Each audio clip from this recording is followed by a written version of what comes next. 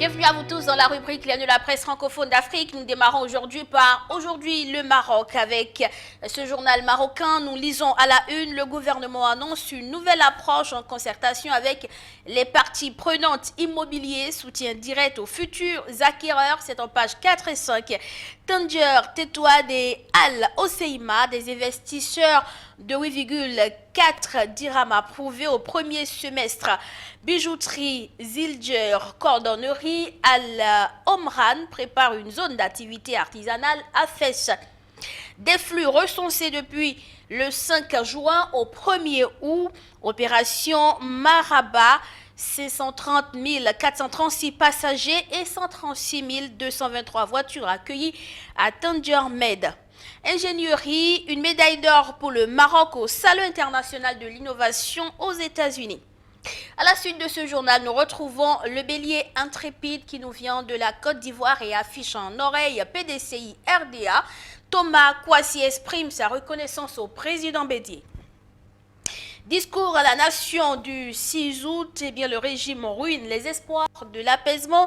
Les conseils de Bédié et Soro à Ouattara à lire avec le bélier intrépide de la Côte d'Ivoire. De retour en Côte d'Ivoire hier, ce que Tidjane Thiam a fait à Abidjan et à Yamoussoukro. PDCI RDA, toujours avec ce journal, le président Bédié convoque en BP le 15 septembre à venir. Et puis football, Zebo Léon rend le silence, affiche le journal. Nous poursuivons pour retrouver le messager quotidien qui nous vient du Cameroun. Sérail en manchette, vers un nouveau gouvernement s'interroge le journal Septentrion. Un forum en gestation, c'est en page 4. Restitution du corps du délit du 2 poids, 2 mesures, affiche le journal Oshish Nenche, le SDF au bord du naufrage. Nous poursuivons, mesdames et messieurs, pour retrouver la revue Patriote Hebdo qui nous vient également du Cameroun. Sérail en manchette ici, un escroc sous le parapluie des doux à l'eau. Gestion scandaleuse de la Camwater, le Fonds français de développement met fin au financement. Inflation caractérisée, hausse en catimini du prix de la bière. Hôpitaux publics, le personnel annonce un mouvement de grève le 16 août prochain. Et puis autoroute Yaoundé, Malien, mesdames et messieurs, la section urbaine dans l'impasse. Le quotidien numérique d'Afrique à présent. Réduction des risques de catastrophe au Burkina Faso, le rôle des communautés. C'est à la une.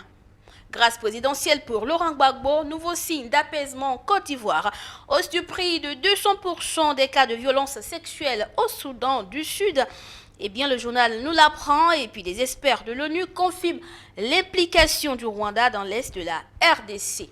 L'observateur de Palga, à présent nous sommes au Burkina Faso. Visite Nancy Pelosi à Taïwan, il s'agit de spectacle, citation. Lutte contre le terrorisme en manchette, Sandaogo galvanise les troupes à l'est et au centre-est. 34 terroristes tués dans une embuscade à Boulunga. Grâce présidentielle pour Gbagbo, l'observateur de Palga du Burkina Faso en parle. La glaive de la justice s'éloigne définitivement pour le Woudi. Sidoya, pour rester au Burkina Faso avec Sidoya, aujourd'hui nous lisons en manchette fête de l'indépendance. Le président du Faso rejoint les troupes à l'est et au centre-est et l'Express. L'Express du Faso, un autre quotidien burkinabé. Avec l'Express du Faso, donc front patriotique, faire front contre tous, tous ceux qui veulent faire de la nation leur chose. C'est le journal qui le dit en manchette, autant le dire, service de l'eau, jusqu'à quand l'ONEA va s'excuser. Le Jour Plus, c'est un quotidien ivoirien. Dans son numéro d'aujourd'hui, le journal affiche célébration des 62 ans de la Côte d'Ivoire. Les populations de Yamoussoukro disent Alaïssa, Momomo, de quoi s'agit-il? Allez comprendre avec le journal les décisions fortes du chef de l'État en faveur de la réconciliation nationale. L'armée fait un défilé impressionnant. Les districts, tout ceci à voir avec le jour plus de la Côte d'Ivoire. Libération de 49 militaires ivoiriens retenus au Mali. L'appel de la diaspora malienne de la Côte d'Ivoire à Assimi Goïta. Le matinal pour revenir au plan national. Financement public des formations politiques, 3 partis se partagent 1,5 milliard de francs CFA. Par à coup en page 11, réouverture annoncée du COTEB et puis regroupement des forces politiques, l'opposition traîne les pas. Nous bouclons avec Maton Libre.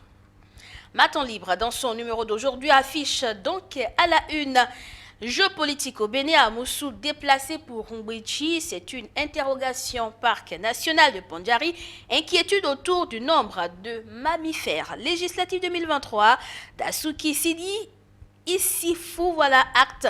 La victoire du Bière à Yarakini. Ce sera la dernière information que nous vous proposons aujourd'hui dans la rubrique de la presse francophone d'Afrique sur Gulf TV Africa. Nous disons merci de l'avoir suivi.